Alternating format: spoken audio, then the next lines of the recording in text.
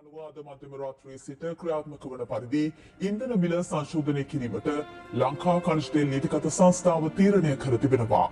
ඒ අනුව ඔක්ටේන් 92 වර්ගයේ පෙට්‍රල් ලීටරයක් රුපියල් 6කින් පහළ දමා ඇති අතර එහි නව මිල රුපියල් 293ක්. ඔක්ටේන් 95 වර්ගයේ පෙට්‍රල් ලීටරයක මිලද රුපියල් 20කින් පහළ දැමීමට ලංකා කනිෂ්ඨ නීතිගත සංස්ථාව පියවරගෙන තිබෙනවා. ඒ අනුව එහි නව මිල වන්නේ රුපියල් 341ක්. ලංකා ඔටෝ ඩීසල් ලීටරයක මිල රුපියල් 12කින් පහළ දමා ඇති අතර ඒ අනුව එහි නව මිල රුපියල් 274ක් දක්වා පහළ යනු ඇති. සුපිරි ඩීසල් ලීටරයක මිල පහළ දමා ඇත්තේ රුපියල් 6කින්. එහි නව මිල වන්නේ රුපියල් 325ක්.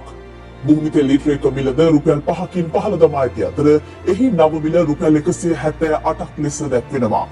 මෙන්න එම ප්‍රවෘත්තිය නැවතත්. මිල සූත්‍රයට අනුව අද මධ්‍යම රාත්‍රියේ සිට ක්‍රියාත්මක වන ඉන්ධන මිල සංශෝධනය කිරීමට ලංකා කනිෂ්ඨ නීතිගත සංස්ථාව තීරණය කර තිබෙනවා.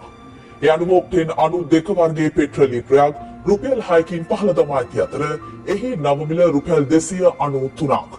ඔක්ටේන් 95 වර්ගයේ පෙට්‍රල් ලීටරයක්ද රුපියල් 20කින් පහළ දැමීමට ලංකා කනිෂ්ඨ නීතිගත සංස්ථාව පියවරගෙන තිබෙනවා. ඒ අනුව එහි නව මිල රුපියල් 341ක්.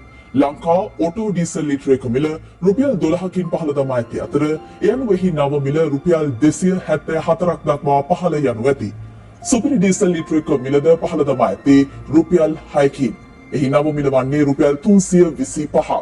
භූමි තෙල් ලීටරයක මිලද රුපියල් 5කින් පහළ දමා ඇති අතර එහි නව මිල රුපියල් 178ක් ලෙස දැක්වෙනවා.